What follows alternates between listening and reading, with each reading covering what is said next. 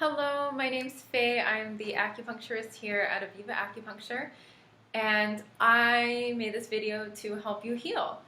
And how we're going to do that, this video is going to talk about five element theory and looking at the five elements of the body through the lens of Chinese medicine is a great way to see where in your life you might not be watering your plants.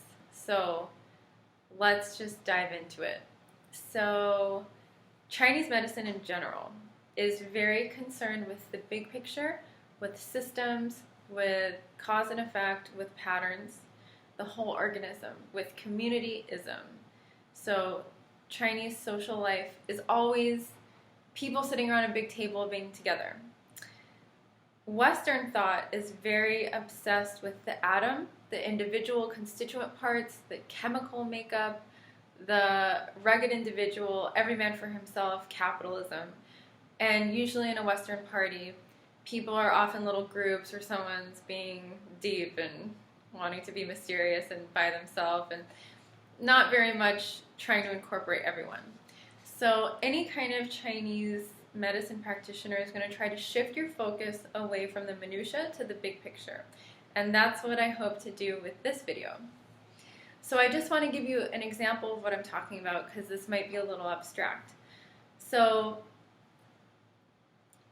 a lot of Westerners I have found,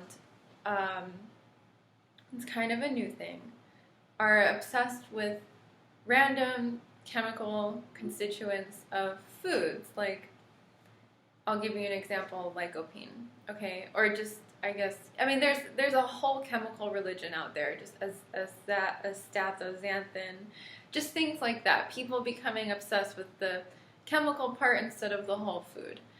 And that's a very unbalanced way of looking at it for this reason, for this example. So people obsess over tomatoes for lycopene instead of looking at the overall effect of a tomato. So a tomato is basically just a sugar bomb and an acid bomb, and we know sugar and acid makes inflammation.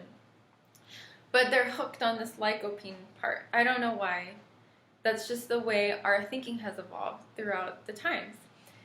And I'm definitely not saying don't eat tomatoes. I'm just saying it's so imbalanced to focus on minutia than to focus on the overall effect. So many Westerners these days are so focused on these random chemicals, and we don't want to look at that. We don't want any person to say, like, this chemical in noni is the secret and to longevity and it's going to heal my illness, if that person is not even exercising or sleeping right or eating well outside of their fad. So 5 elements represent 5 areas of our life, ways that we can take care of ourselves. And if you're just focused on one little detail, thinking if you take this pill, potion, or powder, it's still okay to have all these other elements missing. So I'm here to set the record straight and just give you a map so you can see and take it into your own hands and control any kind of variable that you might be neglecting or maybe not taking care of in the best way possible. So let's just go over the 5 elements first and then I'll go over them in detail. So the fire element is the heart. The earth element is spleen and stomach, which basically just means your digestive system. The metal element is your lung. The water element are your kidneys. And your wood element is your liver. So fire is your heart and is cared for by exercise and love, kindness, and forgiveness, which my teacher, Master Trini Lin, calls the 3 keys to healing. We know that earth is digestive system, that's diet and nutrition. And then metal is your spiritual practice.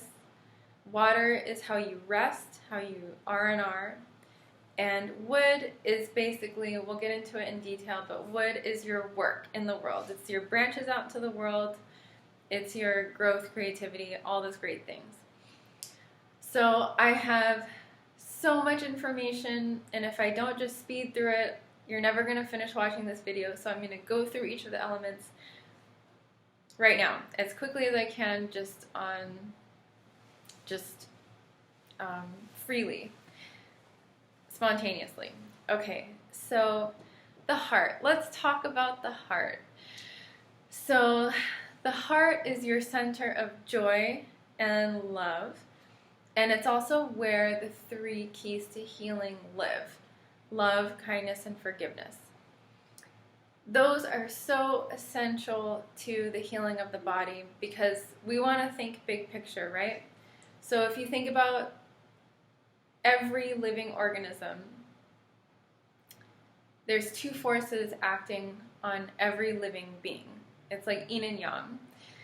There's the force that turns the acorn into the tree, that turns this, makes cells divide, that makes a baby grow up. That is a loving force. That's life force. We know if you have kids or family, life is not just this static. You're not just statically existing. It's a loving experience. The force itself is loving. And then there's another force. It's not evil. It's just the opposite force that is acting on us that facilitates decay and death, right? So they're in balance, right? So the first half of our life, we're more loving and healing and growing, and then the other force acts on us. Forgiveness is so important because in Chinese medicine, there are no bad energy. There's no bad energy. There's just stuck energy. So if you are fixated on a past event, your energy is going there. Your attention's going there. And forgiveness is just, it's not even about morality. It's just about neutralizing that feeling, that heavy emotion, and taking that energy back so that you can be present in the moment. I have so much to say about forgiveness. I will make another video about it, and I hope you watch it because truly nothing can happen without forgiveness. You'll never get better. I'm going to tell you that right now. You'll never get better from your condition without forgiveness. I'm sorry if that's a little direct, but it's true, especially towards yourself or someone important in your life. Forgiveness is key. So all of that has to do with the heart. And again, I'm going to make a video. Please watch my video on forgiveness. Without kindness towards yourself, without kindness towards others, if you just direct that harsh energy towards yourself, that's the fuel that your body needs to continue growing and healing, right? Your cells are constantly changing and dividing. So if you are not supplying it with the good juice that it needs, stagnation happens, right? Because it's like putting water in a gas tank. So love is essential. Also, let's talk about exercise to take care of the heart.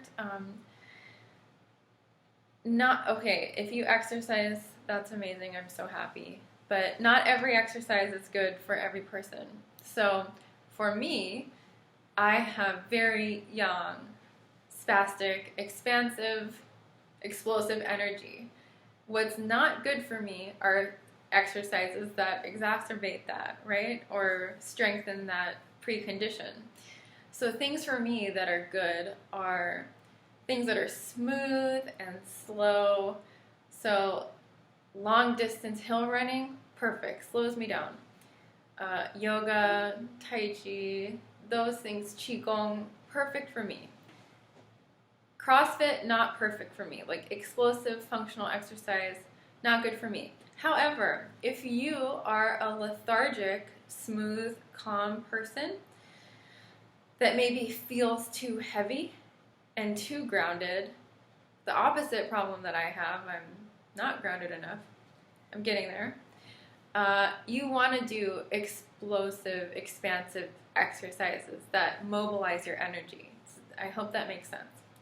So there's no exercise religion, there's no food religion. Everything is just based on the person, where you're at, how your energy is. And for every single person, walking is great. Walking takes care of so many things. Walking takes care of your wood element because it gets you out in nature, which I don't care what anyone says. It's not a hippie thing. Every person needs that. Walking takes care of your fire element because it gets you exercise and it brings you joy. And walking takes care of your metal element because it's breath. Essentially, it is a spiritual practice for some people. And it's also an element that is restful, so it takes care of your water. So if you want to take care of your heart with exercise, walking is supreme. And for someone like me, I know a lot of people that are like me that are very young. It's hard at first, but it will drastically enrich your life and make your life slow down and be so much more enjoyable in ways that you can't possibly imagine. So, just some final notes about the heart. Every major spiritual practice emphasizes purification and care for the heart. So, in the Bible, they say, above all things, guard the heart, for it is the wellspring of life, something like that. The Prophet Muhammad said, in the body there is a lump of flesh. If it is corrupted, the whole body is corrupted. If it is set right, the whole being is set right, and verily it is the heart. So these are just two examples of many spiritual practices that emphasize caring for the heart. Finally, to emphasize my point of how your body does indeed need love to function at its optimal level, Deepak Chopra cited in his book, Quantum Healing, this study from the 1970s that reported how there was an experiment where rabbits were being injected with very toxic, high cholesterol diets to mimic the effect of the American diet, to block their arteries, to just, make the correlation. So of course, that happened to all the rabbits, except for one group, and they couldn't figure out. They were getting fed the same feed, getting injected with the same poison, and they found out that one group of rabbits, the lab rat that was, handling them, was petting them and fondling them and loving them before injecting them with the toxic food. And that group had 60% less symptoms than the other ones. And repeat experiments found the same thing over and over. It was consistent, right? So it's not that, rabbits, Deepak Chopra wrote that it's not that rabbits had an immune response that is specifically triggered by cuddling by humans. It's that love is what the body needs to heal. And it's such a protectant. So, okay, I think that's enough about the heart. You get the picture. Okay, you need to love yourself and other people. Be kind, meaning no harshness.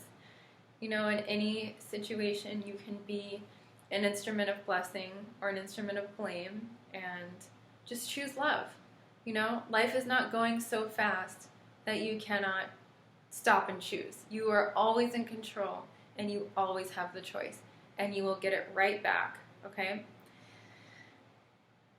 So, moving on. Earth element. Spleen and stomach. So, we are a nation of food religions and exercise religions. So, like I was talking about when I was introducing not getting caught up in the detail over the big picture, I do not want to talk about food specifically because honestly, people are so different constitutionally, and Chinese medicine addresses each person's needs where they are and tailors the food to them like it's medicine. So if you are really hot and dehydrated, like most Americans are because we're all jacked up on caffeine and aggression and hurrying here and hurrying there, and we're just so fiery, you do not want to eat dehydrating, fiery food, right? What you want to eat is food that cools you off, that hydrates you, that moistens you. So many people have such dry symptoms. And then the opposite is true, right? If you're damp, if you have all this water retention, if you're cold, you don't want to eat raw vegetables, right? You want to warm yourself up and move things, and heat is moving. So those are just two very basic examples. But over all of them, my favorite guideline, which, I really, really have chosen this path over every other path in terms of nutrition for this reason. So I've done all kinds of crazy ways of eating and taught my patients all kinds of different ways of eating. But the one thing that rings true and is sustainable is something that my teacher Lillian Pearl Bridges says, and she says that the food that gets transformed in your body and turned into energy is the food that, and I love this criteria, when you eat a small amount, you're so satisfied and it's like your whole body starts to tingle.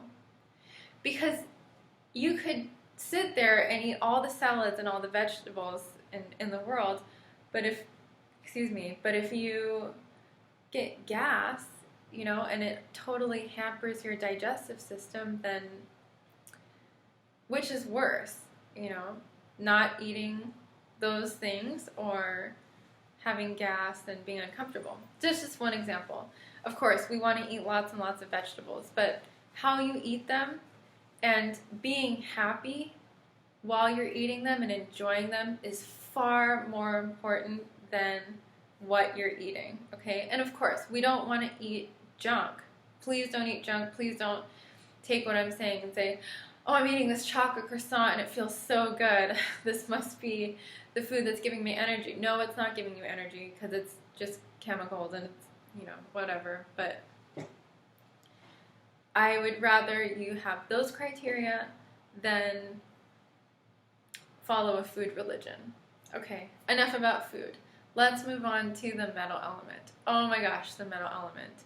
So important and so many things to talk about.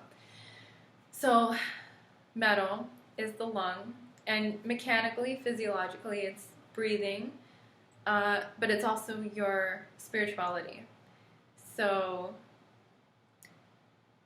let's just start with that. If it's missing in your life, that's a problem. That's a whole element that's missing. Okay? I understand many people do not believe in spirit or a motive force of the universe or God. If you cannot bring yourself to have a spiritual practice, just breathe. Okay? I don't know how much of a good substitute that is, but find a way to have a breathing practice. Most spiritual traditions have a good breathing practice, or have with it associated breathing practice. I'll make another video about Qigong, which I think takes care of the whole body on every level, and it's so important. But metal, to take care of your lung, you need a spiritual practice. And my teacher, Michael Moore, he believes that we are such a nation of food religions and exercise religions because we are so spiritually starved.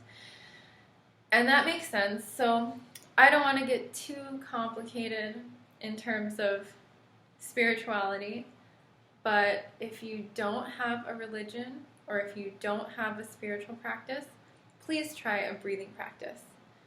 It will, if everything else in your life is lined up and good, and your fire, wood, water elements are all good, your earth element is good, and you're still suffering from symptoms and you don't know why, let's look for a breathing practice.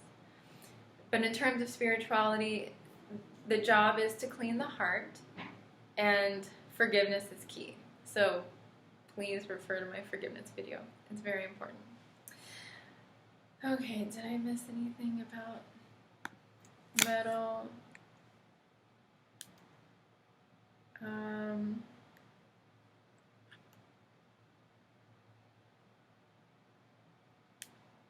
Okay, so next element after metal is water, which are the kidneys. And the kidneys are the battery of the body.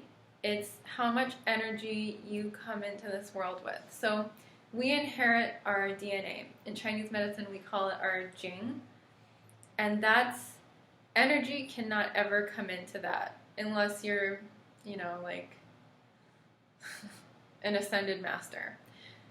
But you can't get more energy than you come into the world with. It's fixed. This isn't really the energy that you use day to day, this Jing, this kidney qi. We use our qi from our food and our breath every day. So your Jing is like if you rent a rental car, it comes with a full tank. And how much it gets used up depends if you go through life like pedal to the metal and then slam on the brakes at the stoplight, or if you just cruise by smoothly, evenly, happily enjoying the ride. So that resting, how you rest, and how smooth you are. If you're not smooth, if you tend to be more spastic, like somebody, you're gonna run through your Jing really fast. So for all of us types that are, we have to be calm and we have to be smooth and we have to learn to relax and rest. Very important. That's pretty much the most important thing about kidneys is R&R. And how you go through life, do you walk through life angry and stressed and blaming everyone and just a wrecking ball? Or are you cruising? You just, if you want to preserve your Jing and extend your life, you need to relax. Okay? Finally, wood. My favorite element, and wood in the body is your liver and gallbladder. So wood is you. You're a tree. Wood is your branches into the world. What do you do? How you express yourself, how you extend into the world. So just like a plant, wood needs space, right? It goes crazy if it's in a pot that's too small. The emotion for wood is anger. So we see it all the time. People that are not walking their path, living their path, inside they become they're just simmering with anger and resentment and jealousy and pettiness because they're not growing into the person that they need to be. It's almost as perverted as if, there's a caterpillar inside a cocoon and the caterpillar just says, it's so hard to break out of this cocoon and become a butterfly. So that's the difference between us and animals. We can choose to follow our path. We can choose to become the best versions of ourselves, or we can choose to lie dormant and just angry and mean, okay? So the health of your wood depends on you following your path, you self-actualizing, and it's also about your emotional landscaping. Do you let yourself go to that dark place? Do you have, what's in here? Is it this ugly Gollum character, from Lord of the Rings? I don't really know Lord of the Rings that well, but, is it gross? Is it petty? Is it jealous? Is it angry? Is it bitter? Is it full of resentment and disappointment and insecurity? Or is it like Jesus or the Dalai Lama, or, think of someone in for me, it's my grandpa. To me, he is like love incarnate, the closest thing to God on this earth, just the epitome of forgiveness and generosity and love and wisdom. Okay, so we want, It's like the story of the two wolves. Which one do you feed? Or which one wins? You know, there's two wolves fighting inside of you. It's the one that you feed. You have to constantly deny this wolf of pettiness and feed the wolf of love and happiness and fulfillment. So emotional landscaping is very, very, very important, and that's in the realm of liver. Tend to your garden. Take care of your emotions. Liver is my favorite, or wood is my favorite element, finally, because the secret, it contains the secret to health that Western medicine has caught on to everything else, right? Resting, exercising, diet, spirituality. But it hasn't caught on to this. And this is in the realm of wood. So Chinese medicine and Chinese philosophy, which is also known as Taoism, has this concept called Wu Wei. And Wu Wei means not doing. So there's two parts of Wu Wei. There's not doing, and there's doing without doing. Not doing is a very important secret to health. So not doing means activities where you're just literally not doing. You're doing things with no expectation for reward. You're sitting and gazing at a beautiful sunset or a river or whatever, and there's no objective, there's no outcome expected. You're just sitting and being. Your body needs that. That is the secret of making your body strong. And, you know, in Western society, we are so rewarded for being aggressive and getting things done, and just, you know, the bigger our egos, the more we're rewarded, right? There is no room in Western society to just sit at a park and just look and enjoy, right? So not doing, activities of not doing are very, very important. And that can also include walking aimlessly for no reason. Because you need to air yourself out. We cannot just be here all the time. We have to be in our bodies. And I'm going to talk about, that's a very important concept that I'm going to talk about in the forgiveness video, so please watch it. But not doing is the missing link between, if everything else is in line and you can't figure out what's wrong, it's because you're not doing. Not doing is so important. So with weight loss, there's so many things to weight loss. Let's not get into that. But the last thing, if someone is doing everything right, the one thing they're not doing is not doing. Because if we're being too wood is drilling into the ground and getting stuff done and just going out there. Our wood is our aggressive force in the world. It's us extending, a tree growing out of an acorn. That's an act of aggression, and we have to. It's good. We're growing, It's not angry aggression, but it's aggression. It's asserting yourself. When you're too wood, your body feels the need to ground itself because you're doing too much up here. And putting on weight is a way of grounding yourself.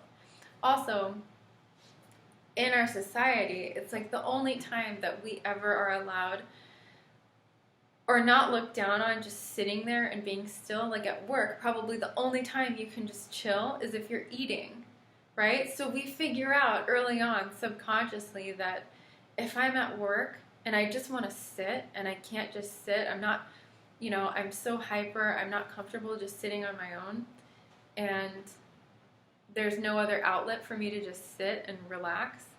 Eating is how you do it, right? So the answer to weight loss is not doing. I guarantee that. And nobody takes that approach. The second part of not doing is doing without doing. So doing without doing, way, is where the sum of your actions is greater than the parts, meaning you're doing something with minimal effort.